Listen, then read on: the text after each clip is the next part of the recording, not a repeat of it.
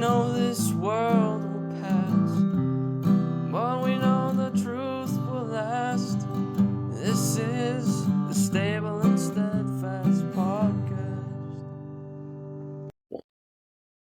Welcome back to the Stable and Steadfast podcast. I'm your host, Caiden Whitcomb, and I'm joined in studio by my new co-host, the new addition. Would you like to introduce yourself? Yes. I am Anthony Felice. I was on the inaugural episode of Stable and Steadfast. I was the first guest here week one, and I enjoyed the experience so much that I talked to Caiden and Pastor and said that if either of you ever go on vacation or anything like that, I'd love to guest host sometime. And these two graciously accepted my offer, and here I am today. And I'm very, I said last time I was honored to be the Bible study teacher here at Second Baptist. And I'm also honored to be a substitute host here on the Stable and Steadfast podcast. Yeah, so the reason he said he's a substitute host is because, unfortunately, you guys can't see him, but Jordan is not here today. He's on vacation, which Anthony mentioned before is one of the reasons why you wouldn't hear one of us, or maybe we're sick or something. So unfortunately, you wouldn't be able to hear our soothing voices over the radio. But Anthony, as I understand it, you have just gotten caught up with Stable and Steadfast episodes. How do you think they're going so far? Yeah. So this is episode 6, and I was the guest on episode 1. So in the time being that Pastor and Caiden have conducted 4 episodes, and I really feel they're going well. I feel like you guys are finding your voice and sort of forming an identity as a podcast duo, and I think it's really going well. I'm always one to admit when I'm wrong. And when I had first heard, and you remember last summer when I was in the men's Bible study with you guys on Tuesday nights at 7:00. I know Matt Smith plugged it last episode, and I'll plug it again. I'm not attending it this year, but last year we talked about how I kept saying, if you have a different leader every week, you're going to be like a ship without a rudder. Yeah. The way we were conducting it is there'd be a new facilitator each week on whatever Bible study topic was at hand, and I was wrong. It went really well. Well, similarly, I was thinking like you guys, you being Caiden and Pastor, like interviewing each other and your testimonies. I really thought that was going to be too internal, and both of you coming from I like to call them legacy Christian homes where your fathers and grandfathers and multi-generations of Christians. I'm like, what are these testimonies going to be like? Like I was saved at 6 or 7 years old, and what kind of testimonies are these going to be? Are they going to be very interesting? But I was wrong. Not that I doubted you guys, but I thought that both of your interviews of each other were very interesting, and I found it actually kind of refreshing. Like in secular society, when you hear about a lot of folks that say they came to Christ, whether it's a Hollywood actor or a recovering addict, these folks are like, living in cars or, on drugs or in the gutter. And it's almost like, and I noticed this, I had attended years ago a couple, Alcoholics Anonymous meetings. And this is no shade at Alcoholics Anonymous. That's an organization that's helped numerous people, give up the bottle. But I did notice at those meetings, like people would almost like try to compete as far as their war stories go. Mm-hmm. Like I was worse off than you were worse off. And I feel like that's a lot of testimonies we get in Christianity. And it was kind of refreshing to hear you guys say, yeah, I grew up in a Christian home, and, you didn't have to pull me out of Christ didn't have to pull me out of a gutter, a literal gutter, to save me. That was an observation I had that, you, Pastor, and even Matt, and pretty much everybody you've interviewed has come from Christian homes, and I've kind of found it refreshing. Yeah, no, we got into that a few times now. Just the idea of like testimonies don't necessarily have to be, something super super dramatic. Which I think is we've kind of gotten used to drama, especially when it comes to something as important as a testimony. Um, because I think what we hear more of is, the people who've come out of these horrible situations or whatever it may be.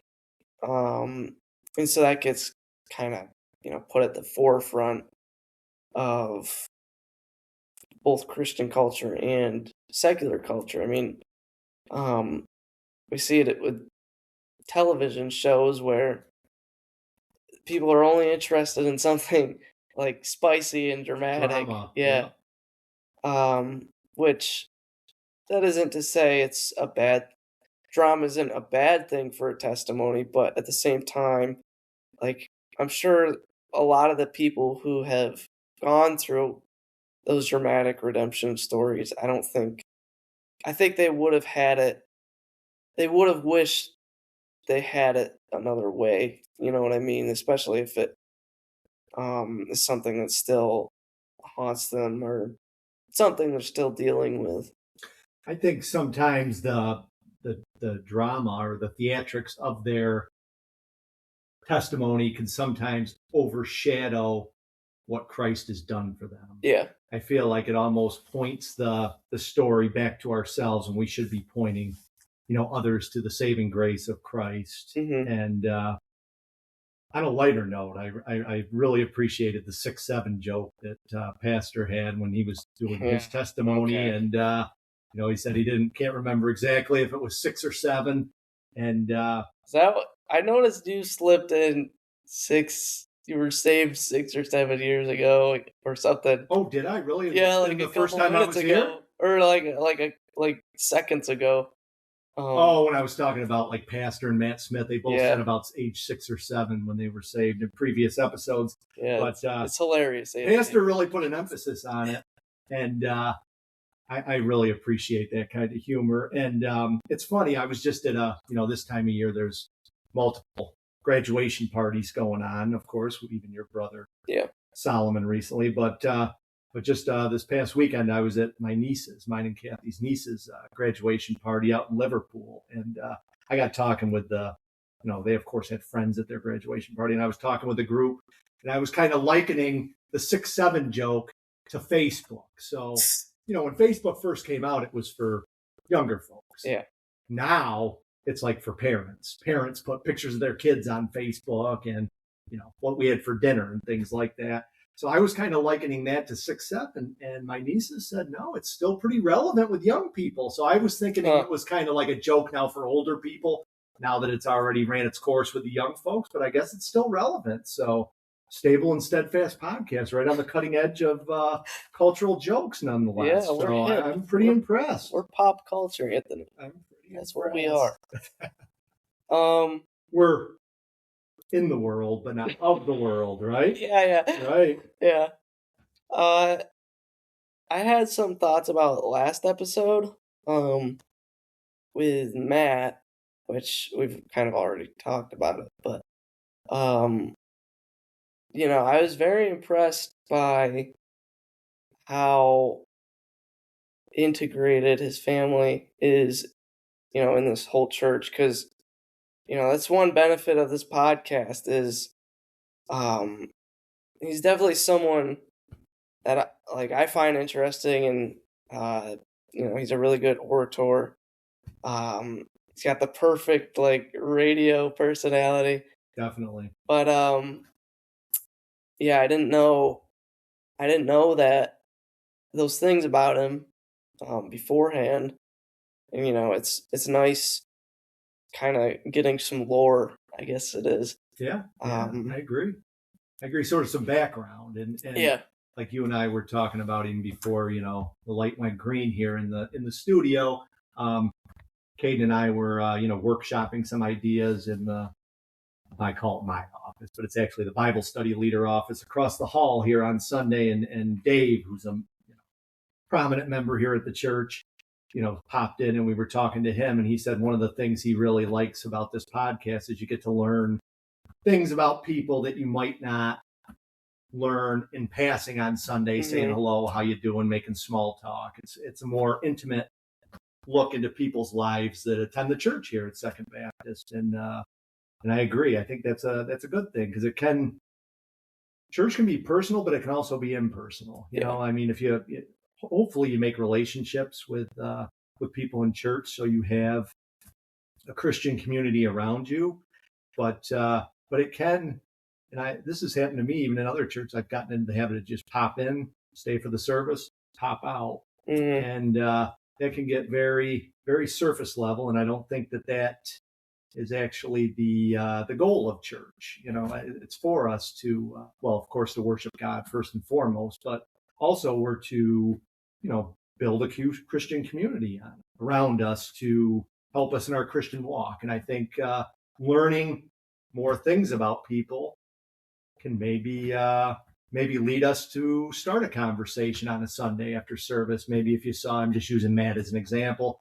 Hey, Matt, I didn't realize you went to that one Christian school when you were in your formative years. Tell me a little about it. It might be a conversation starter. I'm just using that as an example. But don't you think it's a good way to get our foot in the door, maybe to get to know people better? Oh yeah, absolutely. Like, I've definitely, even if so I'm on the worship team, and like, it's kind of tough to like have conversations with people before or after church because we're shutting everything off and whatever. But yeah, that's true. I think it's also important for people outside of our church, if they're listening to this, for them to kind of realize, like, Christians are humans, you know what I mean? Like, so if someone's testimony is something that, let's say, a non-believer relates to or whatever, like, they could find a more personal connection to it. That's actually a very good point because I was kind of talking about how this podcast can help us internally as a church, and then you're pointing out something that it could help us serve other people, which ultimately we as a church want to do. We don't want to just churches that often go down the wrong road end up looking internally into themselves, and they sort of turn inwards. Mm-hmm. It's important that we feed ourselves spiritually internally here. We have to, there's that expression in culture, you have to fill your own pitcher before you can pour anything out. We want to come to church to be around other Christians. And, the Bible even says, do not forsake the weekly gathering of the brethren. It's very important to recharge our batteries here spiritually at church, but we're also to go out and reach others that may be searching for Christ. And I think that's a good point you bring up, that maybe somebody who's never heard of Second Baptist Church that lives here locally might stumble upon a podcast and realize that the members of this church aren't perfect through their personal testimonies. And of course, none of us are perfect. But sometimes we within the church and in society can kind of view like, oh, I got to clean my act up and then I'll go to church. No, you come to church as you are. Christ receives you as you are, and he'll do the cleaning up. Yeah. You don't have to get a certain way before you come to church. And maybe some of these personal testimonies will help others to see that, hey, come on down and we'll get you pointed in the right direction, which is towards Christ. Yeah. Do you want to know how other people can hear about this podcast? I would, and I actually I got a comment about that. So go ahead. First, why don't you let people know where they can find it? Yeah, so we could find our podcast on YouTube, Spotify, Amazon Music. Once again, not iTunes, but we'll see. We also have a Facebook page. So if you're on Facebook, you can. We have the episodes posted there. You could just share them onto your own profile, or post them on your own profile, or share them with someone who might be encouraged by it. But yeah, we really want to see this thing grow.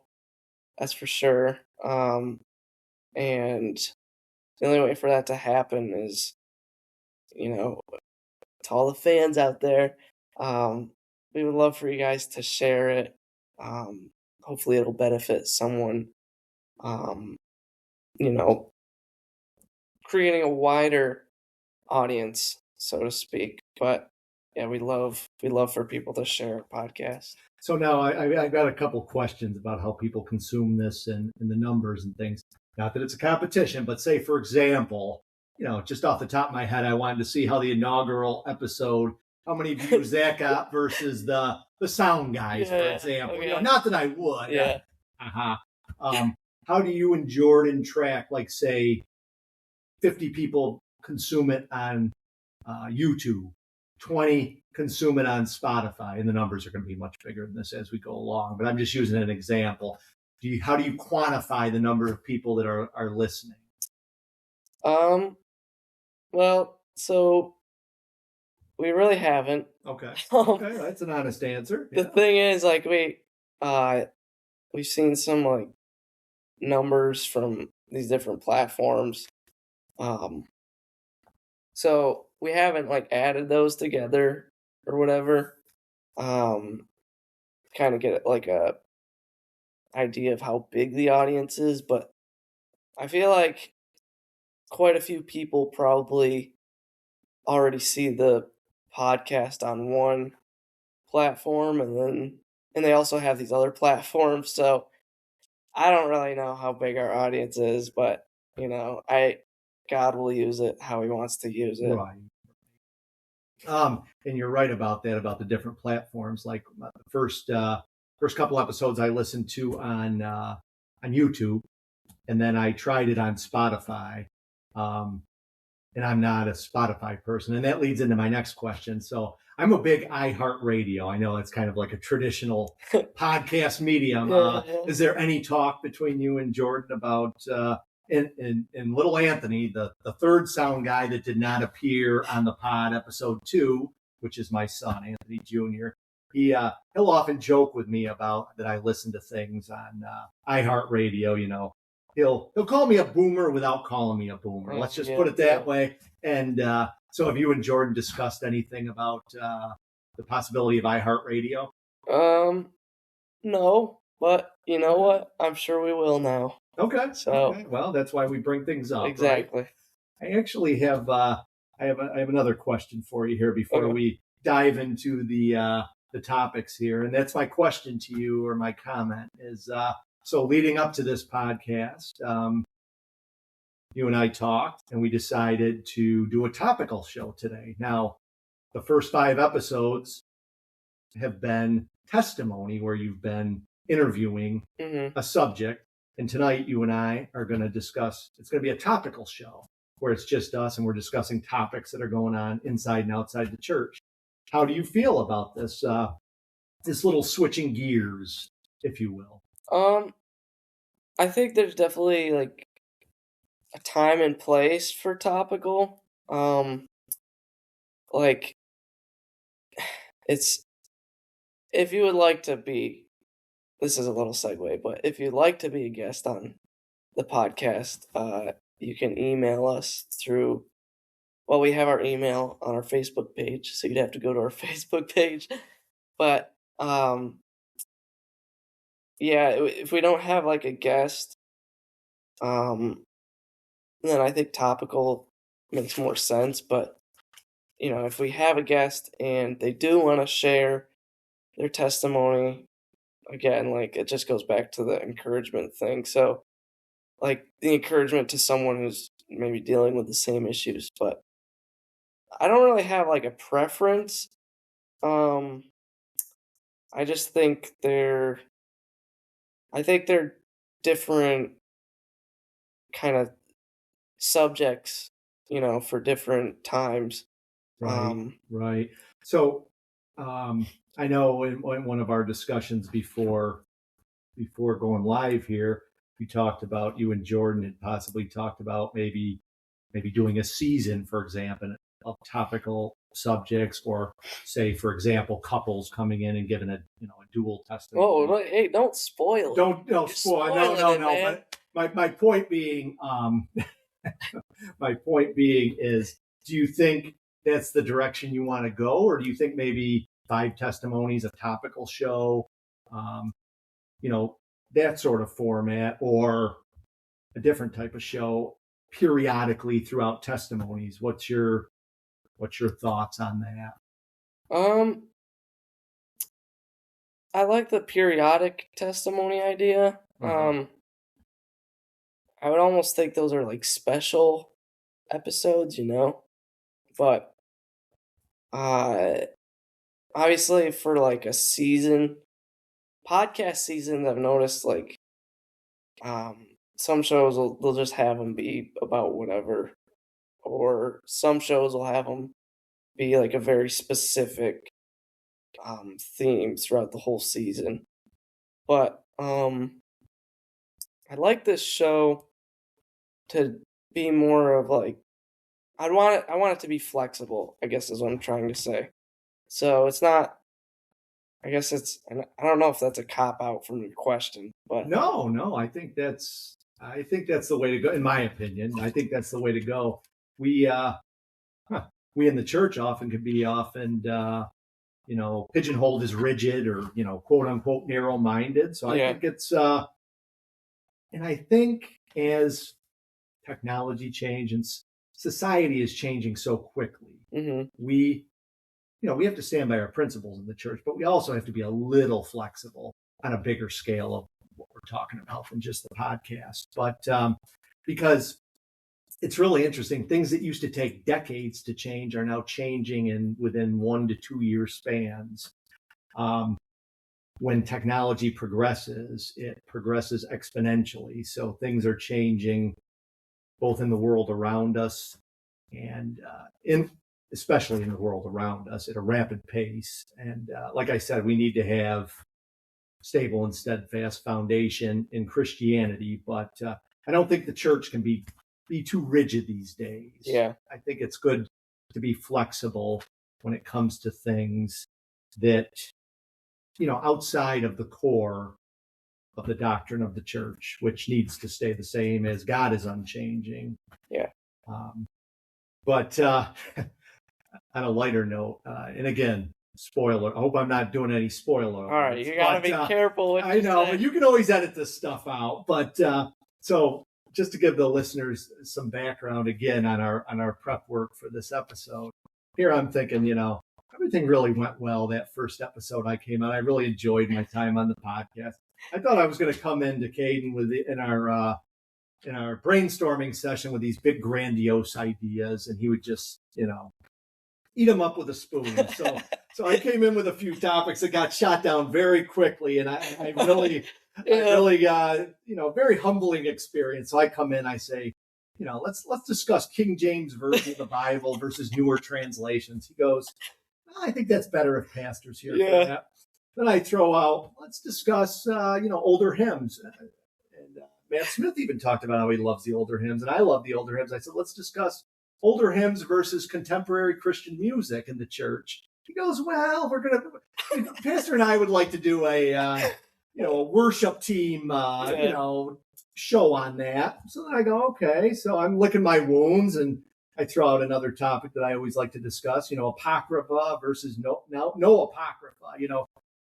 Do you include the apocrypha? I know it's not scripture, but another podcast, and I've discussed before, I grew up Catholic, so the apocrypha is in the Bible, whereas here it's not in the Bible. So I thought that might be an interesting topic. And Caiden said, well, I really don't have enough background information on that. So I thought you guys would appreciate it. I thought I was going to come in as big bad guest host with all these grandiose topics, and I got vetoed a few times. So, but I think we've got a great slate of topics we're going to discuss today, nonetheless, that you folks will enjoy. But I thought you'd get a kick out of that, seeing the other side of things. I actually did get a kick of that.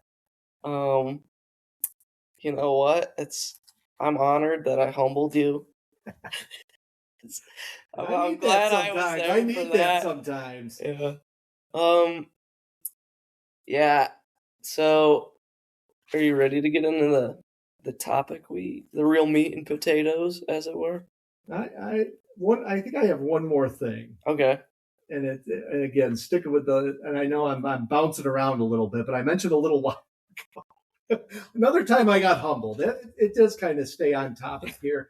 Another time I got humbled recently. I mentioned a little while ago. It's that time of year when we all go to a lot of graduation parties, if we're lucky. And I mentioned also that I had attended your brother's graduation party, Solomon, who's up to date, I believe, is the only member of the guest audience, right? So far. Yeah.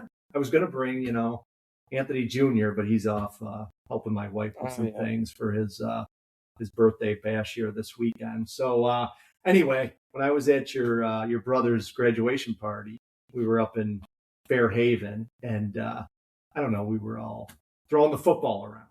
Oh. And I thought I had this great joke, and I go over to Solomon. I go, boy, if we play football, I really want your uncle on my team. He looks just like Aaron Rodgers. And I'm waiting for this big punchline. And Solomon's like, looks at me like straight face. He's like, oh, I don't watch football. I don't know who you mean. So I was very humbling. But the one person, pastor, who would have got my joke wasn't there. Him and Cassie, I believe, had a wedding or something to attend. And I was very humbled there. I don't watch football. I thought I had this great zinger. You know who I'm talking about. You have an uncle who looks just like Aaron Rodgers to me. I don't know if you watch. Do you watch football? No. Oh, okay. Well, then it's twice. I guess I gotta know my audience. Your grandfather would appreciate that joke. Yeah. But anyway, Aaron Rodgers is a legendary quarterback. Majority of his career on the Green Bay Packers. The last couple of years, he's been on the Steelers, and then he had a cup of coffee with the Jets for a couple of years. But he's this legendary quarterback. So I made the joke, if we play football, I really want your uncle on my team because he looks like Aaron Rodgers. But I digress. Let's move on. Yeah, I'm ready for all right. I'm sure you're embarrassed enough. I'm ready I'm ready for the meat and potatoes here, if you will. So why don't you introduce our first topic that we're going to discuss here tonight? All right. So our first topic. What I want to bring up with you, Anthony, okay, is grumbling. So I don't believe that Christians are called to complain. In fact, complaining, I talked with you about this the other day, but I think complaining, it seems, has such a strong foothold in our society that it's also become like kind of like a thing, like it passes for conversation, I guess is what I'm trying to say. Like the other day, it was actually funny. We were in the car, and Solomon, he was like, someone was complaining about how hot it was, and so Solomon is like, you know what? When it's the summer, it's hot, and then it's in the winter it's cold, and everyone complains about it. But in the winter, everyone complains that it's too cold, and then in the summer, everyone complains that it's too hot, and so like no one's ever satisfied. And I was like, you know what, Solomon, that's kind of the culture of upstate New York. But like I don't understand, Anthony. Like, why is it that we seem to talk about things that are like negative? Like let's say I went to work or something, and someone's complaining about work. Like I don't want to come across as like some obnoxious optimist.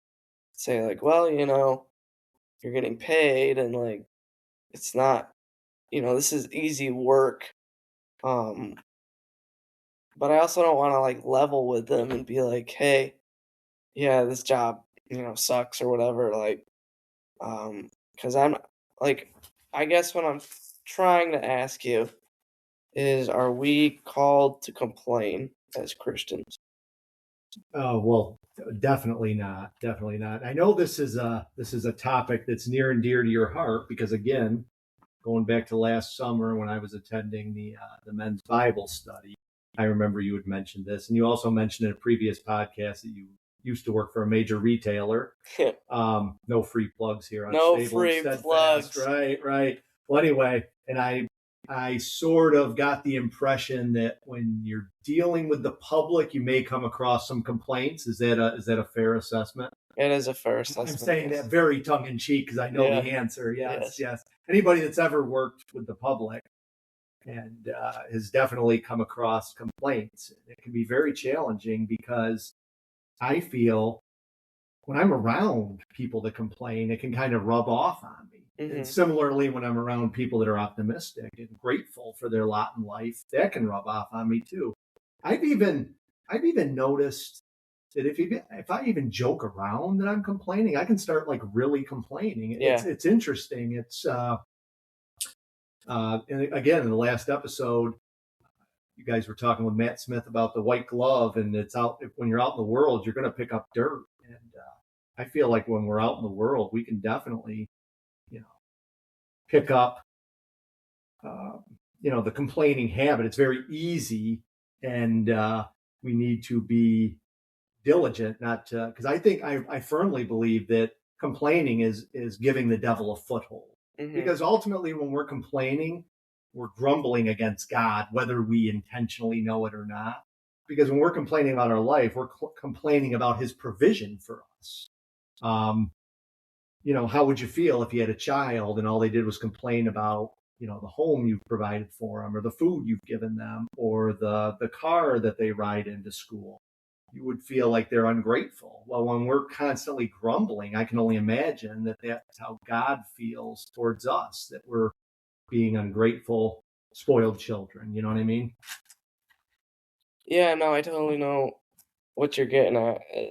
And like the thing is, like, in an unbelieving world, like it doesn't seem like there's any room for something like gratitude or contentedness, or is it contentness? I don't know how to say it, but anyways, so it seems like there's this giant hole, and everyone's always complaining, like, why, like, yeah, I was happy for a little bit, but now I'm just miserable again, or like I'm not being satisfied, and so the only thing I could do is just keep on complaining.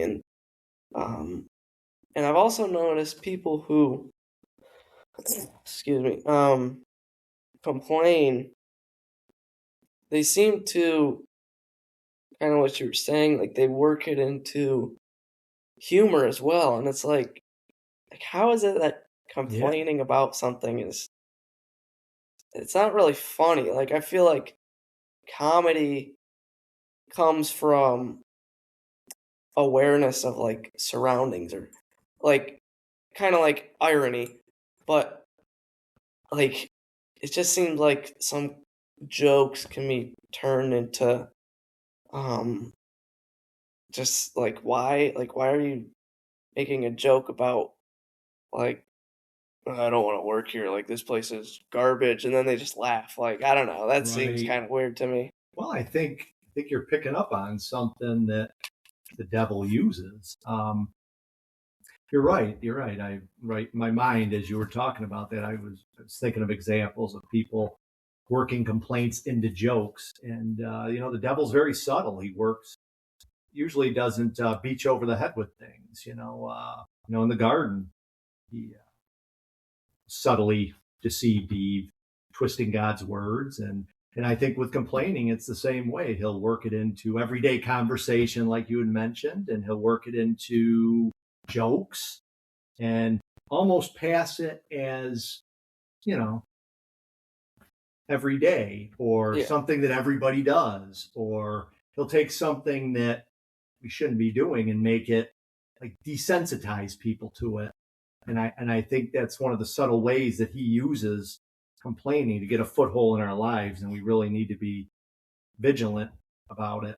I I was looking through my Bible before we came on here earlier today, and I got thinking about. I was trying to I was looking up verses about grumbling in the Bible, and I did write down some specific verses, but I think we can just talk in general. I mean, look at the Israelites. You go back to the Israelites. God had already sent all these plagues on Egypt to bring them out of captivity. He parted the Red Sea. He provided them with, he rained down manna in the morning to feed them every day. And I mean, the minute they came up against any hardship, they started grumbling against God. We're getting sick of this manna. We want, only if we were back in captivity in Egypt and we were eating the leeks and the cucumbers around the flesh pots, I mean, it's ridiculous. They'd actually, with their own eyes, witnessed all of God's provision. He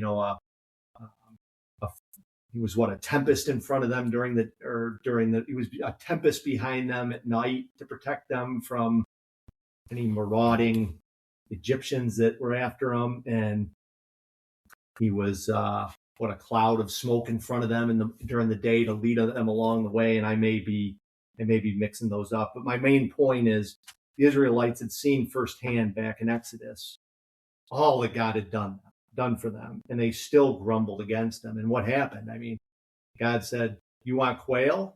I'll give you so many quail that it's going to be coming out of your nostrils. You're going to have so much quail." So I don't think, and there's other places in the book of Exodus where Moses actually got very upset with the Israelites because they were clamoring for water.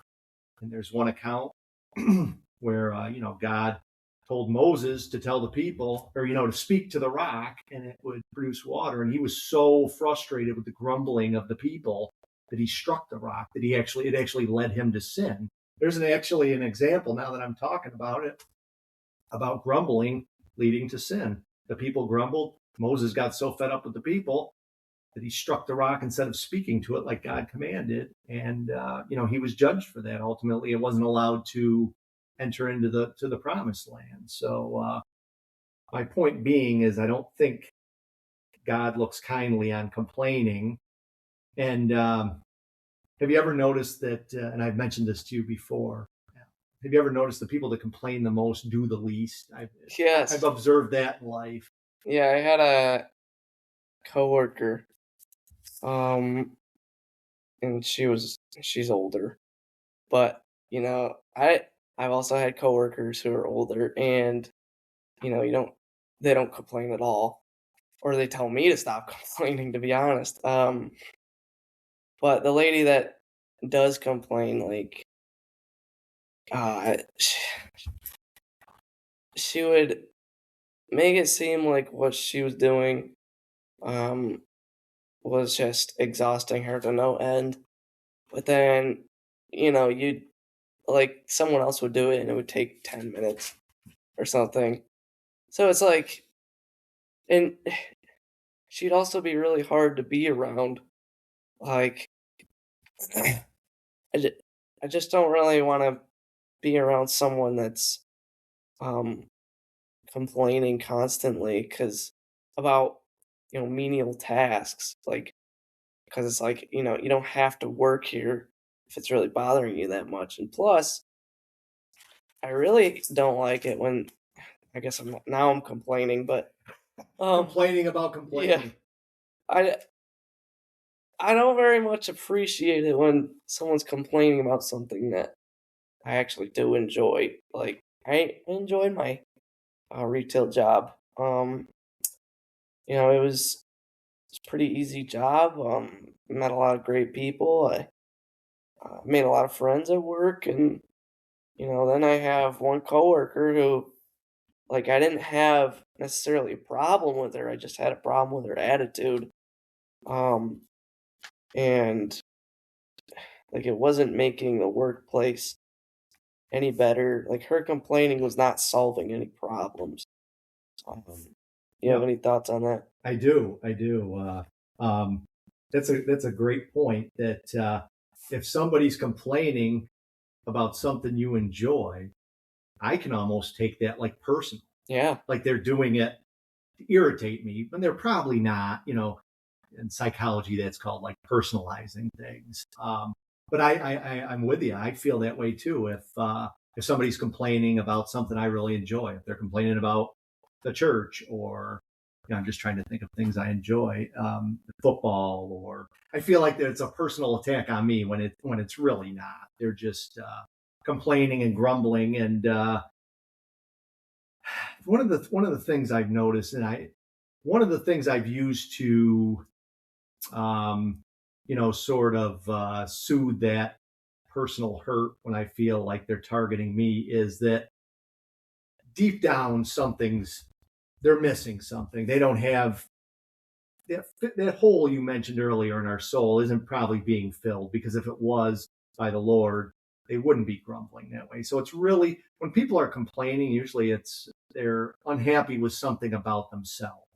Yeah. So even if somebody, does personally attack you, usually the root of it is they're unhappy with something about themselves. Or if people criticize what you're doing, usually they're not people that don't jump in the arena, as Theodore Roosevelt said. They're not ones that are in the arena, quote unquote. They're just kind of spectators that criticize what others do. So I feel the best way to deal with those individuals is to take them with a grain of salt, and of course pray for them. Mm-hmm. It's hard to, one thing I've learned in my Christian walk is it's hard to be angry with people that you constantly pray for. So, it's easy to pray for our children or our brothers or our parents or our grandparents. It's hard to pray for those that may not be our favorite, or that complain about everything, or that's where the rubber meets the road in Christianity. Jesus says in the New Testament, something to, and again, folks, I'm paraphrasing, I'm not looking right at it. He says something to the effect that even the pagans, pray for their loved ones and those that agree with them. What separates us from others is we pray for those that might not agree with us, or criticize us, or complain about us and what we're doing. And I'm not saying it's easy. It's very hard, because, boy, human nature is you want to strike back at these folks that are critical of you or what you're doing. And boy, it's very difficult. And, myself personally, I that's one of the things I struggle with is, impulse control. I get excited about things, and I want to either shout for joy or lash out or whatever the case may be. And that's something that I really have to pray about is, impulse control when it comes to wanting to respond to people. Do you yourself struggle with that at all? Well, yeah, I almost want to be like, well, you know what? I don't really care, or like, something like petty like that. But um, what I normally try to do is, going back to that example of my old coworker. What I did in those scenarios is I just kind of, I don't know if it was necessarily the best mode of action, but I didn't really respond, or I just kind of like kept like, oh yeah, okay, like I guess it's kind of an ignoring her, but um, what do you say to an unbeliever who's just complaining about their anything? You know what I mean? That's a good question, because we as Christians, we have hope. We have hope. We've been saved, and we have a future, and we have reason to be hopeful and optimistic. That's what separates us from the unbeliever, is we have hope. I mean, it's just it's a matter of fact thing. So yes, I think the best way, I would say, is trying to give them that hope, which would be leading them to Christ, ultimately, in a perfect world. Now, I know in a lot of work settings, that may be difficult. But I think, yeah, that's a tough one. It's ultimately leading them to Christ would give them hope, and the morning star would arise in their heart, and that God-shaped hole in their soul would be filled, and they'd be satisfied, and they would stop complaining. That's the long-term solution to the problem.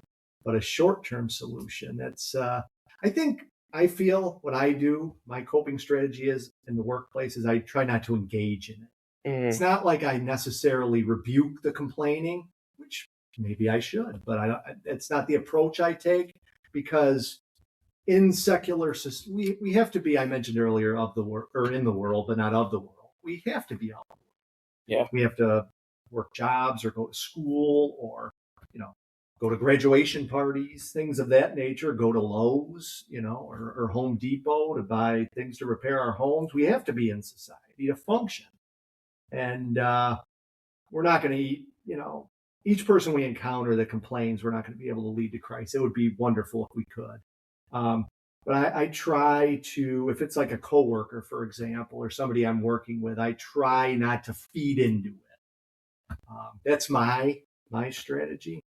But I want to steer the conversation a little bit. One thing I've noticed about complaining in general and people who complain is I notice myself not wanting to be around them, almost dreading to run into them. I know if I run into so-and-so at the store, they're going to complain about their kids, or they're going to complain about they don't have enough money, or they're going to complain about, fill in the blank. And I've often wondered, folks that are chronic complainers, like, how do they even have, and I know I'm being dramatic here, but how do they even have any friends? Because I know myself, I want to avoid them like the plague. Not because I don't like them. I just don't want to hear all the complaint. And I know it's going to be a laundry list of complaints. So do you feel that way also? Yeah. Like, you don't want to be like, it almost feels like a weight when you're around those people. Yeah. Like, it's just like, like on your shoulders, like on your heart. It's like, ugh. Like, you definitely don't feel better, like, walking away from people like that. Which obviously, like you're saying, like, you want to reach them with the gospel and witness to them. But at the same time, like, if it's an unbeliever, it's just like, I don't know, like, I'm not feeling better from this interaction. Like, like, I enjoy, me personally, I enjoy being around people who, are good communicators. Like, I like joking around with people.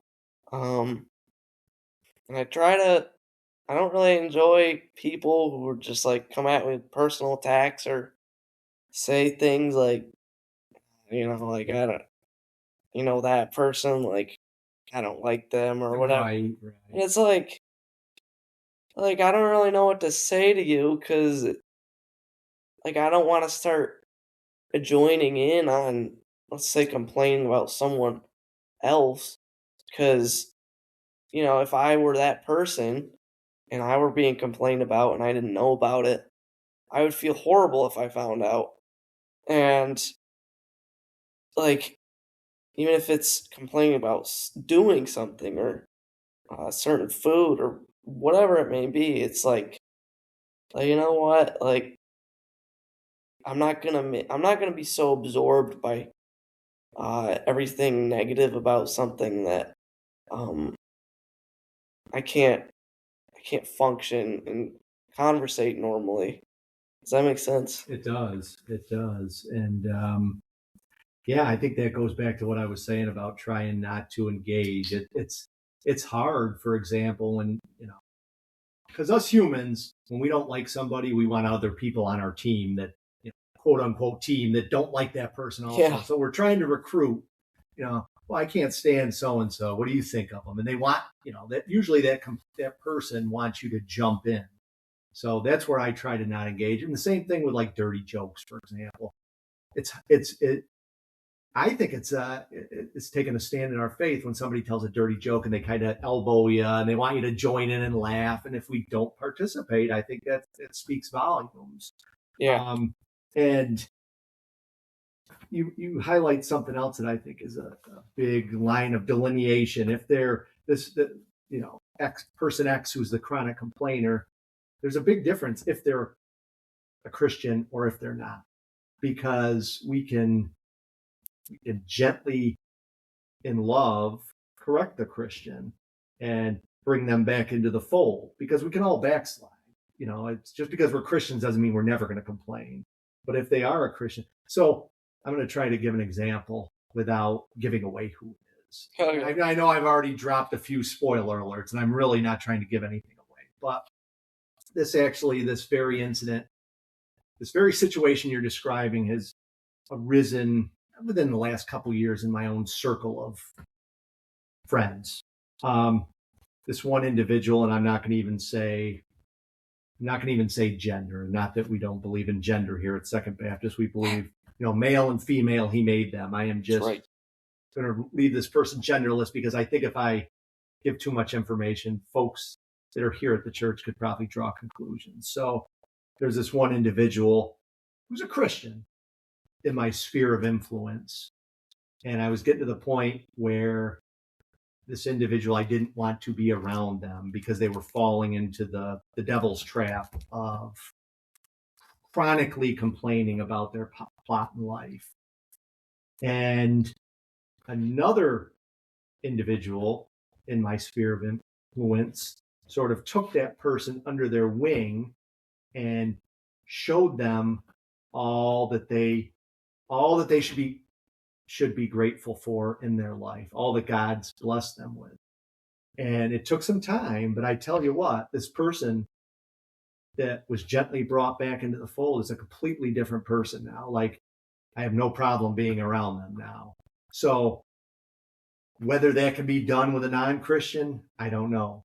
But I've seen the results of gently bringing somebody back into the fold and the effect it can have on them. So I think there is a big difference on whether the subject is a Christian or not.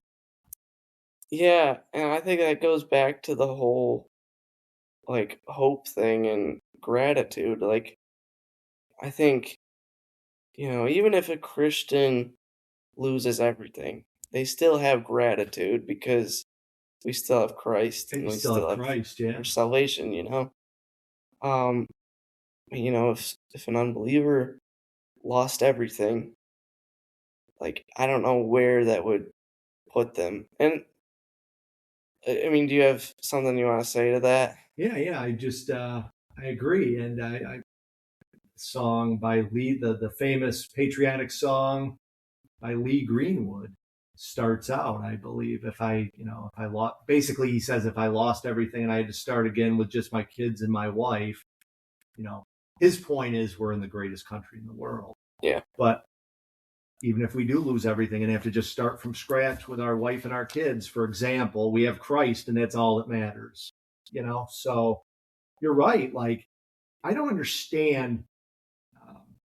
I keep mentioning Matt Smith, and I don't mean to single him out, but I just listened to that episode 5 earlier today, so I'm not obsessed with Matt Smith. I just listened to the podcast. That's why I keep mentioning it.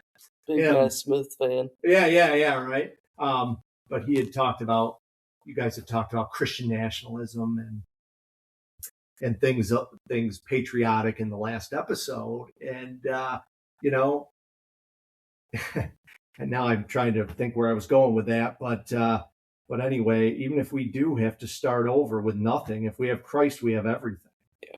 I think that was ultimately my point. We live in a country. Oh, I know what I was going to say.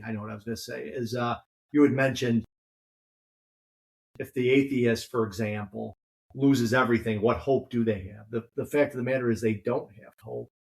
And where I was going with that is Matt Smith had mentioned apologetics. Now he enjoys listening to apologetics on podcasts, and I also enjoy listening to apologetics where, like, say, an atheist and a Christian will go back and forth. And I don't understand why, fill in the blank, the atheist, the Buddhist, the Hindu, the the Muslim, especially the atheist, I guess, fights so hard for there to be no God, then if there's no God and you believe that, what hope do you have? Everything would be tied into materialism while you're here, and when you're dead, it's like you never existed. So why would you fight? You're the wrong person to ask because you're a fellow Christian, but I'm just asking this theoretically. Why would an atheist fight so hard for there not to be God? I don't understand. Do you have any thoughts on that? I do. I mean, so, a Christian, this is kind of the opposite way about it, but Christian isn't going to complain for very long, I don't think, when it comes to knowing God, because the first thing is that I believe God, I think he'd rather have us complain to him. Yes. You know what I mean? Like, because he concerns himself with our life, and he doesn't want us to suffer. He has our best interest in mind.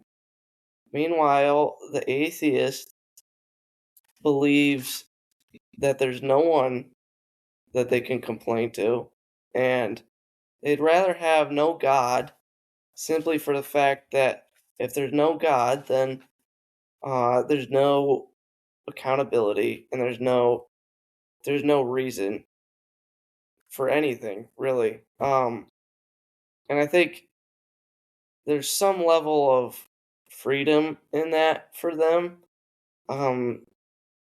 because if you actually say in your heart, like, oh, there's no God and there's no purpose for this life, so I could do whatever I want,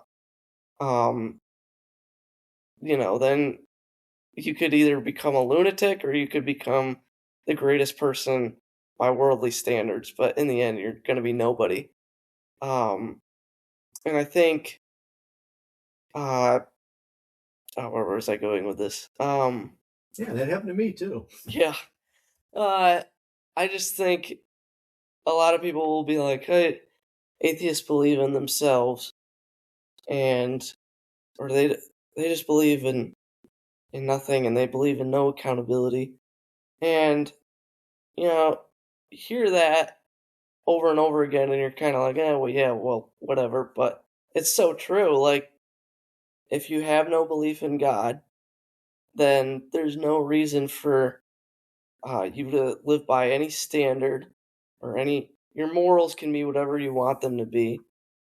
But the truth is, and I believe it says it in either Proverbs or Psalms, maybe it's even Ecclesiastes, but I think it was Solomon. He wrote, the fool says in his heart that there is no God.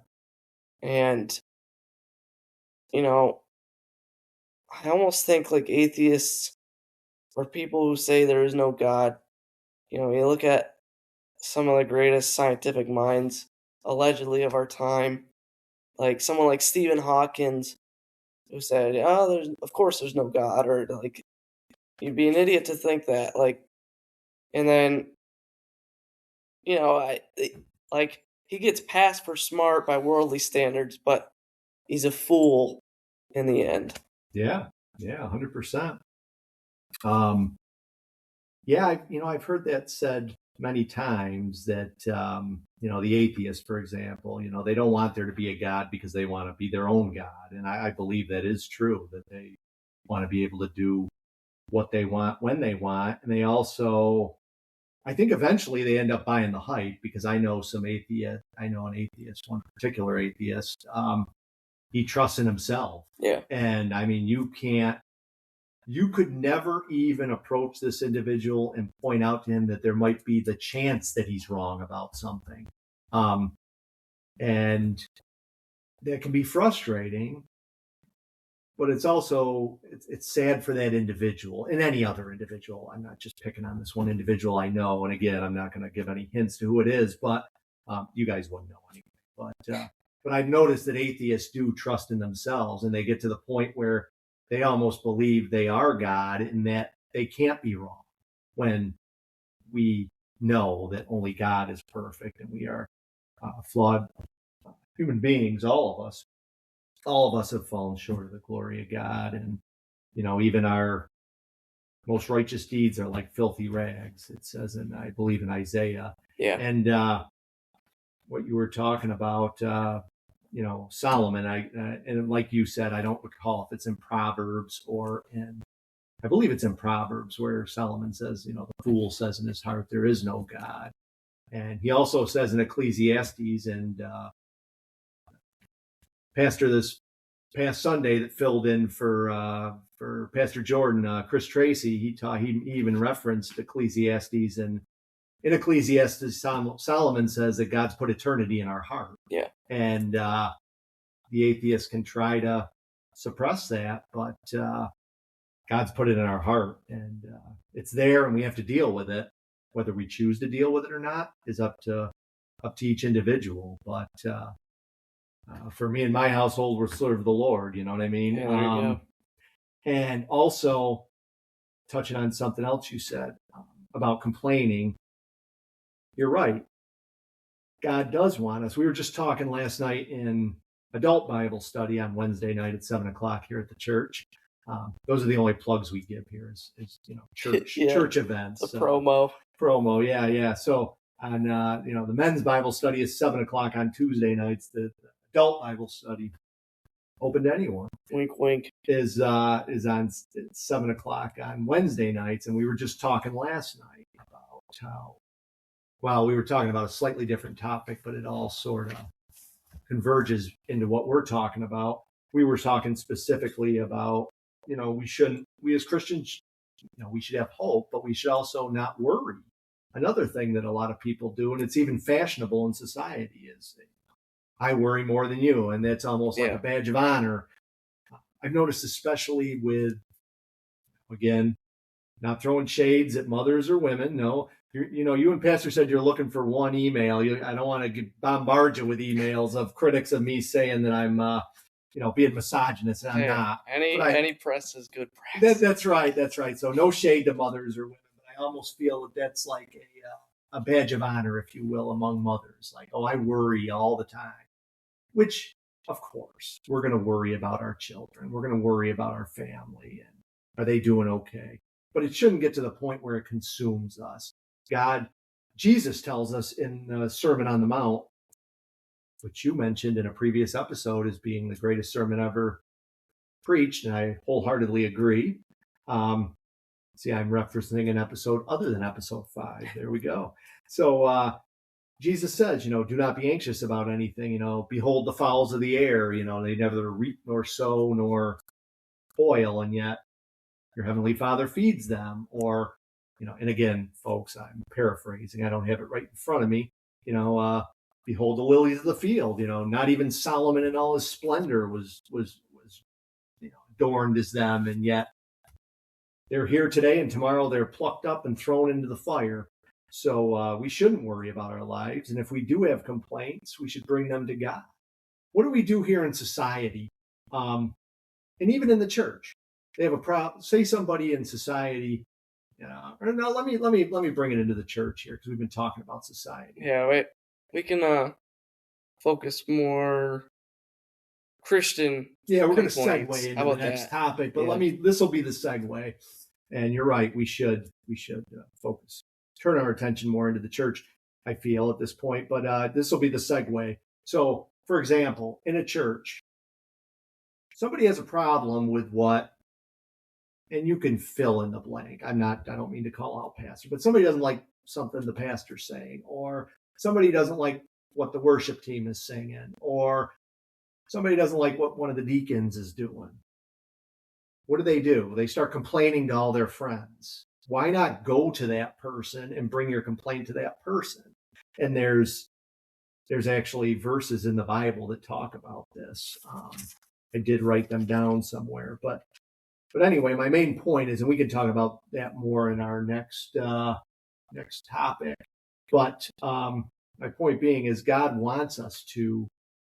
Drawing back to the Bible study last night, we talked about the Sermon on the Mount verses about not worrying, and we also talked about in Philippians, and I don't know the exact chapter and verse, but also Philippians talks about do not worry about anything, but bring your petitions to God and offer them up to God. You hear people say, I offered up this to the Lord. That's what we're to do. And I think we can even, I think it's okay as long as, we're not all the time. Anything not in moderation isn't good. We can complain to the Lord. What Paul complained to the Lord about the thorn in his flesh. And God said, my faith is, or my grace is sufficient. So I think that's an example about bringing our petitions to the Lord. And that can segue us into the next topic. Caiden, if you would like to introduce the next topic. So I think one thing that I've noticed, especially when it comes to Christian complaining, is it can often be like misinterpreted either by the person complaining or by someone they're complaining to, as a reason for church hurt. Which, before I get into anything else, I want to say that there is actual church hurt. But I think it's such a buzzword now that it's lost its meaning for sure. I don't know whether it's like church and hurt kind of sound like similar, like something about the words together. But, in church, we're hurting people, trying to be healed by Christ and coming to Christ as community. But, and this isn't something that I've come up with, I think hurt people. And so that's a very real occurrence. And I think that can cause complaints. Well, before we go any further, Caiden, can you, for those that don't know the definition of church hurt, can you describe what church hurt is? So the way I understand it is that there's been a wrong perceived, or actually like it's like something done to an individual in the church, whether it's something they perceive that happened or something that actually happened, and it ends up like totally destroying their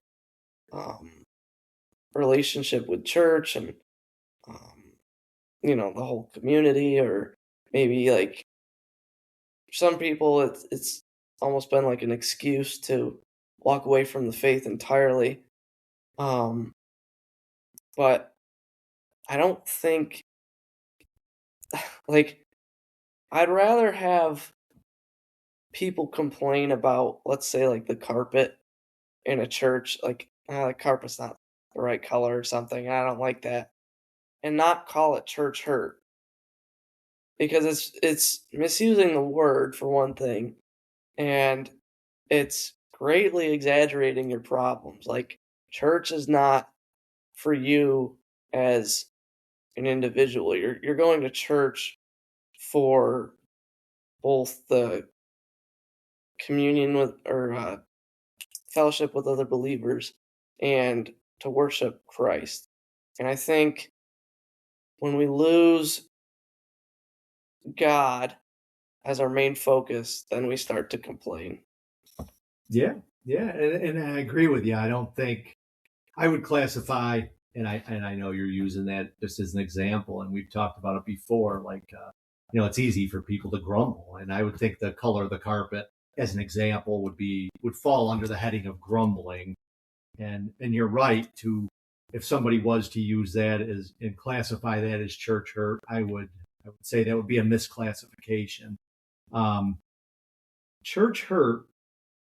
And when we were first discussing what we're going to talk about tonight, I mentioned to you, why do you think it hits differently? Why do you think it hits people differently? Somebody's hurt at church, whether they feel they were betrayed by a fellow Christian, or the pastor turned on them, or they were laughed out of the building by the deacons and the trustees. I'm just throwing out examples. Why do you think that hits people so differently? Do you think it's because, do you think people attribute the hurt to God, or do you think they sort of it might be a personal hurt, but do you think they tag it to the church in general and unfairly so?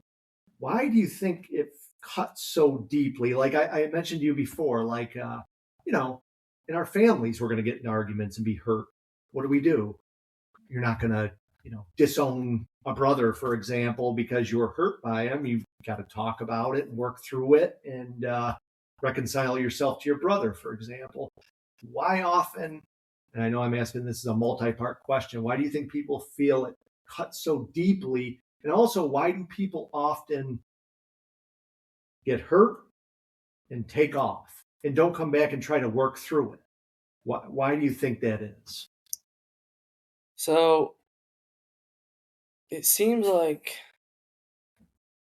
well, for one thing, I think a lot of people go to church. Well, not a lot of people, but I think there are people who go to church and they're looking for that stereotypical, like, comforting feeling they get from being surrounded by, like, a bunch of, let's say, older people or, like, homey people, and that are all, is the word pious or Yeah. yeah, which basically means like people who are just constantly serving others, and I think at least, or like putting others before themselves, um, and like minimizing themselves, uh, well, not minimize. Okay, what is piety, Anthony?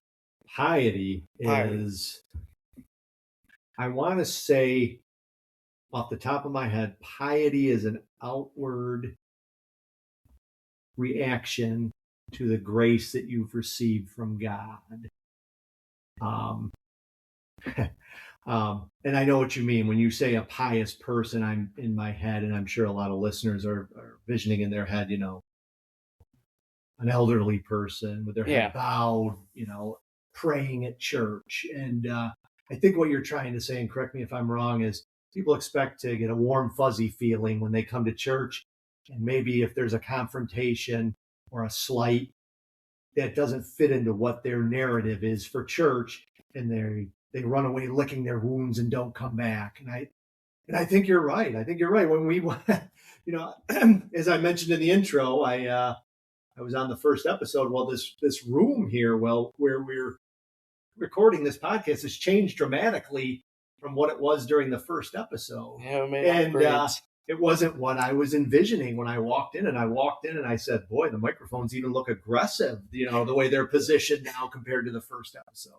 That's a very lighthearted attempt at saying often, if things in reality don't match up what we have in our mind, we can be hurt and shocked. And maybe that is part of the reason why when people get hurt, they take off and don't come back. But why do people impugn God? So anywhere you have a group of people, we're flawed humans, of course, and all fall short of the glory of God. There's going to be problems. There's going to be. Wherever you go, whether it's school, work, church, anywhere, there's going to be problems because we're flawed human beings. I don't get why people get hurt and take off and not try to work through it. And I know we're all different. Geez, you can't pronounce different. At least yours was sort of a difficult word. It's the room, Anthony. It's the room. It's the room. Why? Yeah, it's very it's a tricky. So are you asking problem? Are you asking why people don't want to reconcile? Yeah. Why do you feel? For one thing, it's way easier to run away from your confrontations and your problems than to actually step up to them and try to make amends. Like, because I know for myself, like, I've had a few people in my life where I've needed to, come to them with my tail between my legs and, make up with them, and for me, that's pretty awkward and embarrassing sometimes. And I think people hate that feeling. Like I don't think anyone likes to be awkward or embarrassed. Um, but at the same time, at the end of that, when you actually do reconcile, there's such a relief. Yeah. Like you don't carry that around with you anymore. And if we have all these people who are just running from problems and not solving any, you're gonna have a lot of people that are still bitter.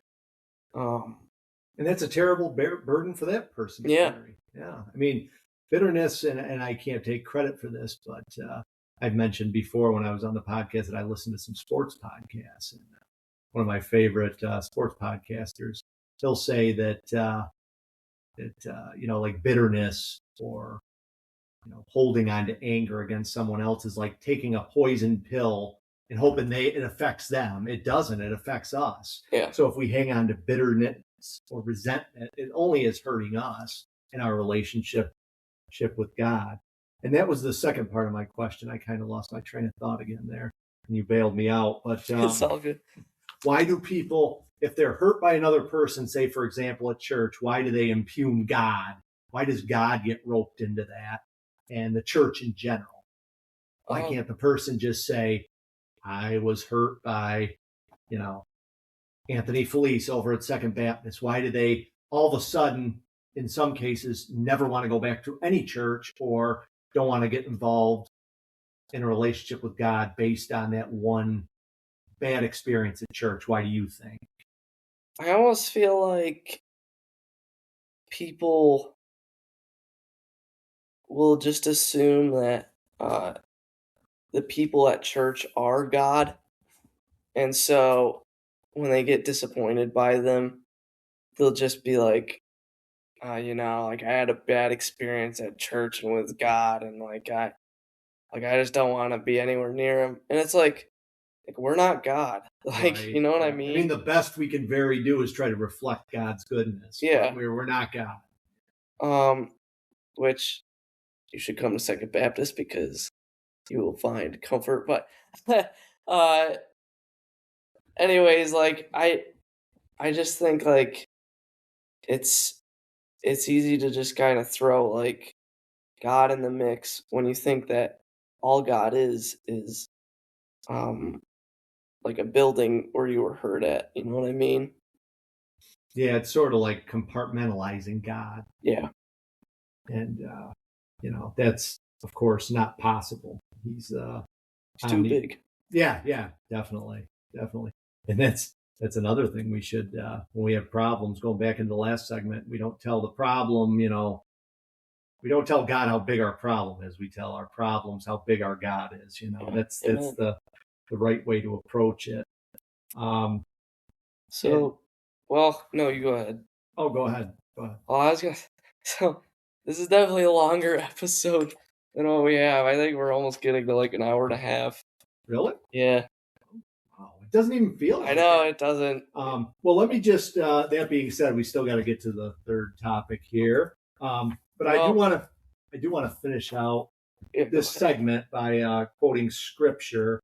So I mentioned earlier, even we were talking about grumbling, and it segues into church hurt. This is the proper way. This is laid out by Jesus in Matthew 18:15-17. Jesus says, "Moreover, if thy brother trespass against thee, go and tell him his fault between thee and him alone. If he hear thee, thou hast won thy brother. But if he hear thee not, take yet with thee one or two, that by the mouth of two or three witnesses every word may be confirmed. And if he refuse to hear them, tell it unto the church. And if he refuse to hear the church also, let him be unto thee as a heathen man and a publican." So this is within the church specifically. If you have a problem with someone, go to that person individually. Don't run a smear campaign. Go to that person individually and tell him what he did to upset you. If that doesn't work, then you bring some witnesses. Then you go to the church, and if that doesn't work, then you disown, quote unquote, that person because you've made good attempts to win a brother back, and it just did not work. So that being said, that can wrap up our. I had no idea we were already at an hour and a half. Yeah, it doesn't even feel like. So maybe we won't get to the third. Maybe we won't get to the third topic. Have to leave that for another episode, or do we power through? Do we remain steady and stable? Steady and stable. No, I caught myself. Yeah, okay. We can jump to the rapid fire segment, kind of end with something a little lighter. Yeah. We've been dealing with some pretty heavy stuff here, and we're gonna leave you in suspense, viewers or listeners, as to what that third topic was. I'm sure it'll come up again down the road, and you'll have to continue to listen to Stable and Steadfast Podcast to find out what that ultimate third topic was. There you go. So we've been dealing with some pretty heavy issues here tonight, Caiden. So let's end with some. I got some really good rapid fire questions for you. I noticed in episode 5 they got a little heavy, but we brought the heaviness to the episode, so we're going to end on a light note. So I got some really good ones here that I feel are really good ones. These better be good, then. You're really hyping them up. Right. So, here in central New York, we're in the heart of summertime. And I said to the Bible study group last night that I was really encouraged by the way Americans have been celebrating 250 years of America. So that's my segue to say that my first couple questions to you relate to, what's more American than a summertime barbecue in the backyard. So these are some hot topic issues in my household on a lighter note. All right. The American cheese, the individual slices with the individual wrappings, the Kraft, or here I said no free plugs on the podcast. You know what I mean, though. Don't American cheese. Sponsor. No, yellow. Here's the question: yellow American cheese or white American cheese? Yellow. I'm kind of with you, and it's funny. I've noticed most of the individuals in my sphere really prefer the white. And that's odd. Yeah, right. That's odd to me. Right? What's more American than yellow cheese? Yeah, you know what I mean? Okay. Well, and I've also heard the white cheese is allegedly more fake. I've heard the opposite. I've heard that the yellow is, added, how you hear about these different dyes that are put into our food. I've heard the opposite, which hasn't deterred me from eating it. But I think it's interesting that you've heard the opposite, that the white is less real than the yellow. Well, the reason I think milk, when it turns into cheese, it turns yellow, does it not? It yellows. You're gonna have to get your grandfather on here to clean our dairy topic up. It's no longer Dairy Month, by the way. We're into, I'm not sure what July is, but sorry, Grandpa. To us, every month is to honor Christ. Okay, the next backyard. Not all these questions relate to the barbecue, but this next one does also. So what's another thing that's common fare at a backyard barbecue here in America is like pasta salad or potato salad. Mm-hmm. My question to you, Caiden Whitcomb, is Miracle Whip or Hellman's mayonnaise? Hellman's. Okay. That's the vast majority. Well, Miracle Whip is just too sweet. It's kind of like an odd. I grew up on Miracle Whip. I love Miracle Whip, but I do have to agree when it's in a large quantity, like a potato salad. Yeah. I do lean Hellman's, but for a sandwich, like to put it on your bread or on your sandwich, I'd go Miracle Whip. So, interesting. I know that's kind of talking like a politician. I'm I'm catering to both sides, but if held to the fire, I would say Miracle Whip. But I can sympathize with those that lean Hellman's when it comes into a big salad. Okay, so those were my backyard rapid fire questions. Now, moving in a different direction. Mm-hmm. I had mentioned earlier that my son often jokes with me about listening to iHeartRadio. He'll also often joke with me about how I like Android phones. So are you an Android or an Apple device person? Android.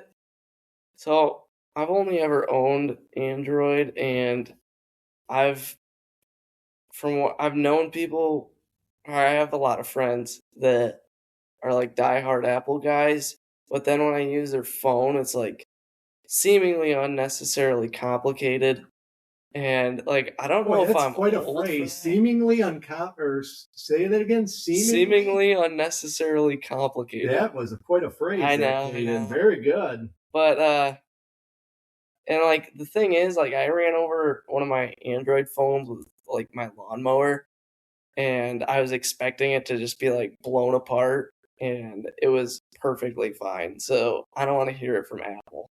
Okay. Okay. So you're one of us. Very good. That's Very right. good, Android.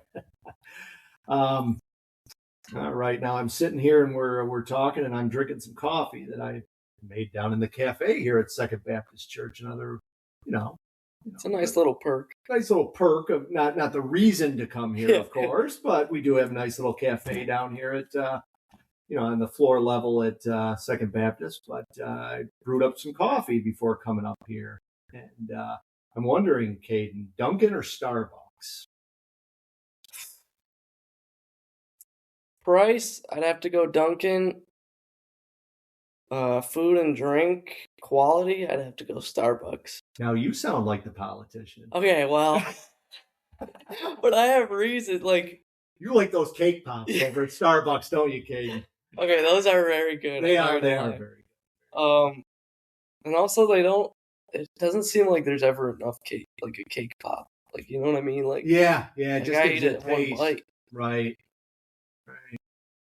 Yeah, but no, I'm with you. I like Dunkin' coffee, and I like Starbucks. I like both, but yeah, I think the food quality is a little better at Starbucks. Yeah.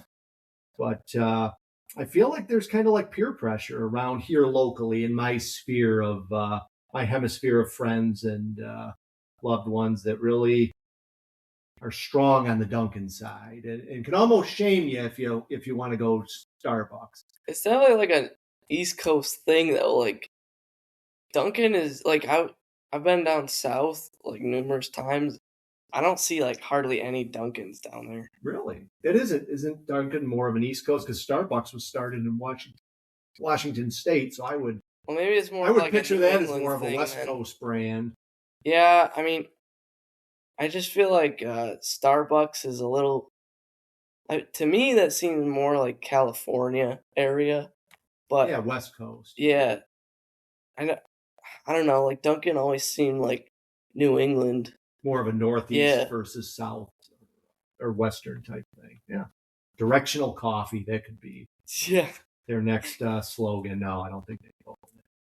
And finally, my last rapid fire question is: I know, in the summertime, another common thing, especially in church life, is VBS, and we do not at this time have VBS here at Second Baptist, but I know other churches do, and one of the themes, they often have a theme, like a young girl that's very near and dear to my heart is going to a VBS at a nearby Baptist church, and their theme is "I dig dinosaurs," and I haven't dug in, if you will, to what they're talking about, but there's often a theme, and I know in another Bible VBS in previous years, I noticed their theme was Jesus is the ultimate superhero. Especially in today's society, we see a lot of secular superheroes out there. So my question to you, that was my long-winded That was such a transition of segueing to Caiden, DC or Marvel. Do you lean more Iron Man and Spider-Man, or do you lean more Superman, Batman? So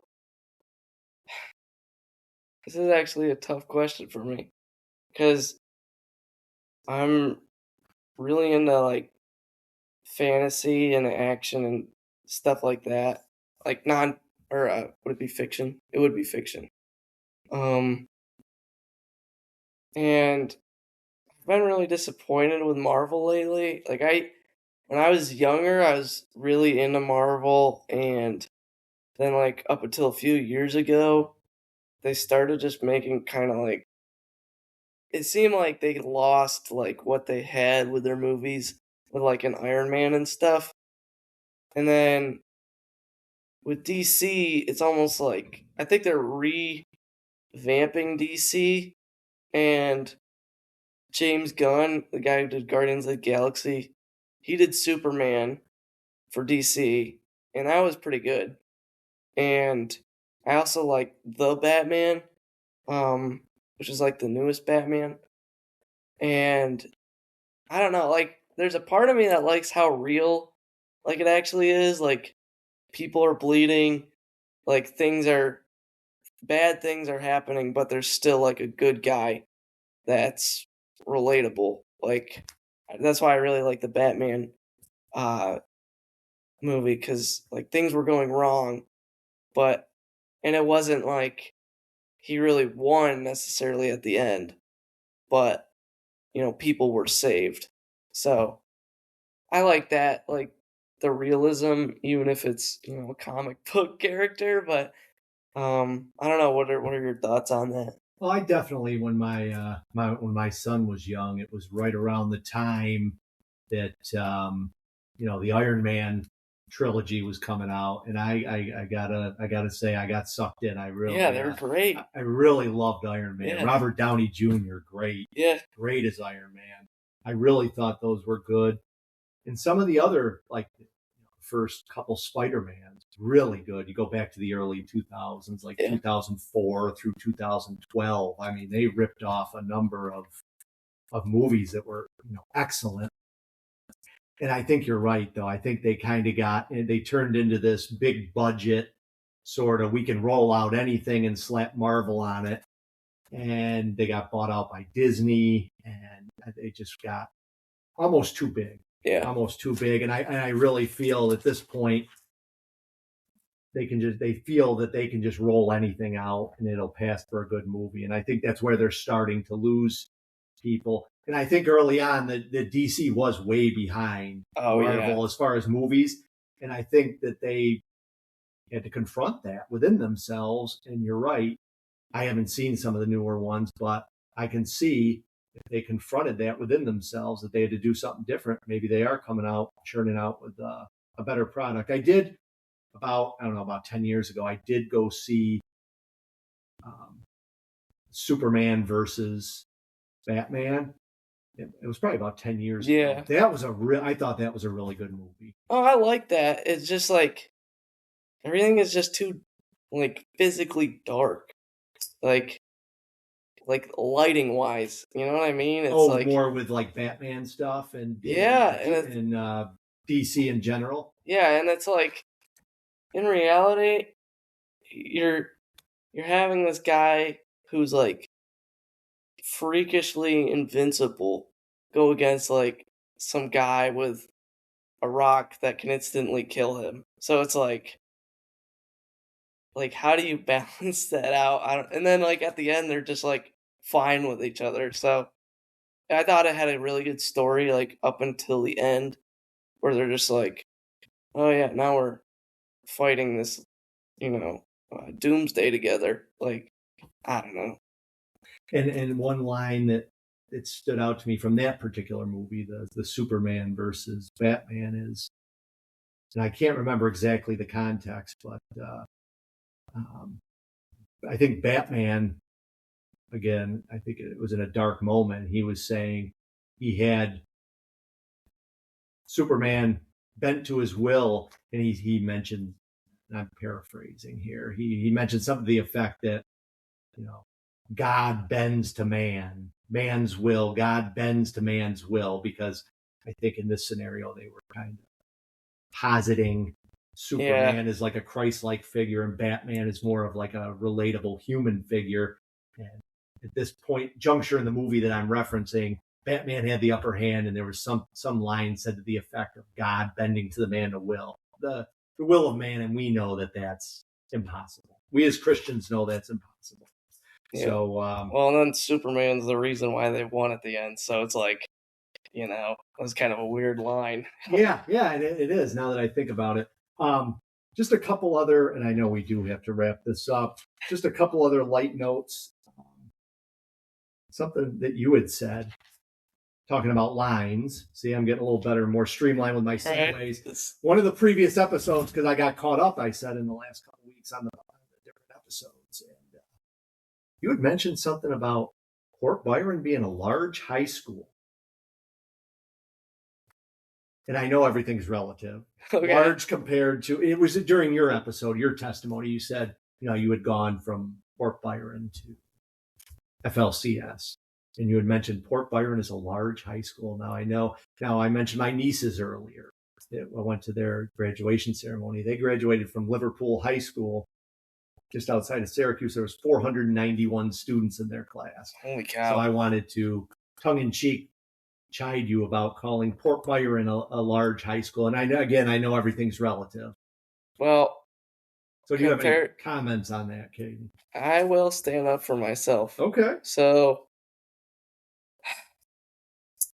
Anthony, not everyone has lived the life you have. That's funny. Not everyone has gone to, like, a super uppity up school, such as... Did you go to Auburn? Not to mention, but yeah, Auburn, class of 1995, 365 students in the graduating class. Just mentioning that. Yeah, just throw that out there. Small numbers. Anyways. Humble beginnings. Yeah. Humble beginnings. So, compared... Not everybody has the big A on their chest. Let's just put it that way, folks. Yeah. Compared to... So, I graduated with 8 people, or maybe it was 5. And compared to that, Fort Byron was huge. So I can only say comments on what I know. You're lambasting me for that. This is turning into a roast. This is the Whitcomb roast. That's funny. No, and I know the topic you were talking about was very serious. I'm not trying to make light of that. I just wanted to chide you a little bit. Calling Port Byron a large high school. Did your ears perk up? And then that's all I could think about the rest of the podcast. You know how I operate. But anyway, and one final thing. Okay, so I mentioned earlier and in the previous podcast when I was here about that I like listening to sports podcasts. So I don't know, you probably aren't aware of these individuals, but many of our listeners will know back in the 90s, and he may still even be going strong now. Jim Rome was a very prominent sports radio guy and probably still is. His followers were called the Clones. Now, another very prominent sports radio character was Dan Patrick, and his followers are called the Danettes.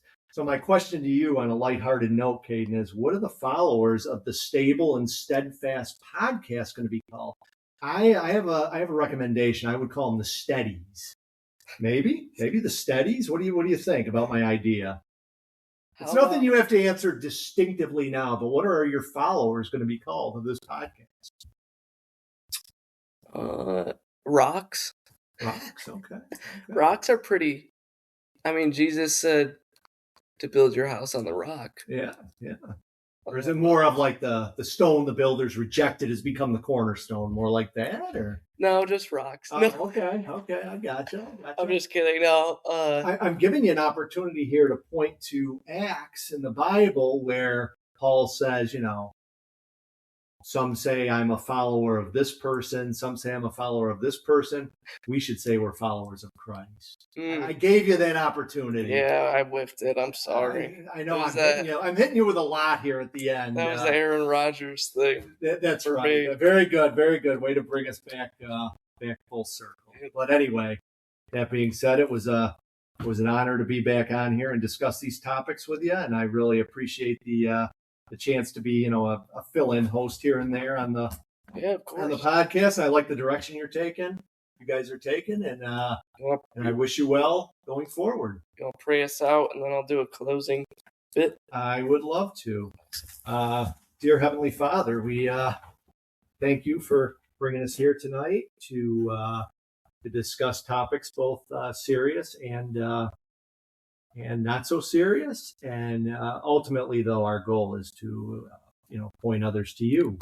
And like Caiden often prays us out at church on a Sunday, and he'll say, help us to be good examples to others who you are. And that's who we're called to be as Christians. And we pray that you help us to, be a good example to others and to lead others to you, not to ourselves or not to other great pastors or preachers.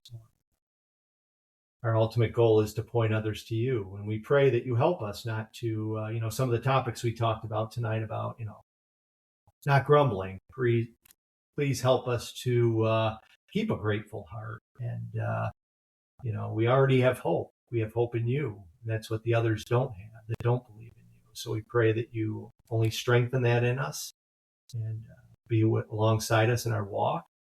And we pray for, we want to pray for others that have been hurt in the church. And we pray that, you continue to reach out to them. And we should be the hands and feet of you and reach out to others. Maybe it's a good idea to reach out to somebody you haven't seen at church in a while, or invite someone to church that's never been here. And we pray that they can also often feel uncomfortable, but nobody ever progressed being comfortable. So we pray that you strengthen us in those areas in our lives. And also, we don't always have to, in preparing for this podcast, for example, I jotted down things that I wanted to talk about with Caiden. And in the Bible, it talks about, there's a certain place in the New Testament that I don't know off the top of my head, but I know Lord, that where you say, don't rehearse what you'll say ahead of time. For example, when you're trying to restore a brother to the church or invite a brother to church, that the Holy Spirit will give us the words. And we pray for your Spirit. We know that your Holy Spirit is a down payment on our salvation and what's to come in glory. And we know none of it would be possible without you, Lord. So therefore, we thank you and we praise you in Jesus' name. Amen. Amen. So, to all the steadies out there, maybe we could say... You just absolutely made my night. Okay, you know what? That was my only goal, too. Mission complete. Yeah. Mission accomplished. My day is made since your day is made, Anthony. When I'm happy, you're happy. That's right. This has been episode 6 with our great co-host, Anthony Felice. I'm glad you were able to come back on. And I just want to say again that we would love it if you guys shared the podcast however you can. And I just hope that we can get more listeners and more of an audience. And again, you can listen to Stable and Steadfast podcast on Spotify, Amazon Music, who knows, maybe iHeartRadio. That's for Anthony. You're making it hard for me to stay humble. I know. I'm your thorn in your side. But anyways, it's been another great episode. God bless. Bye.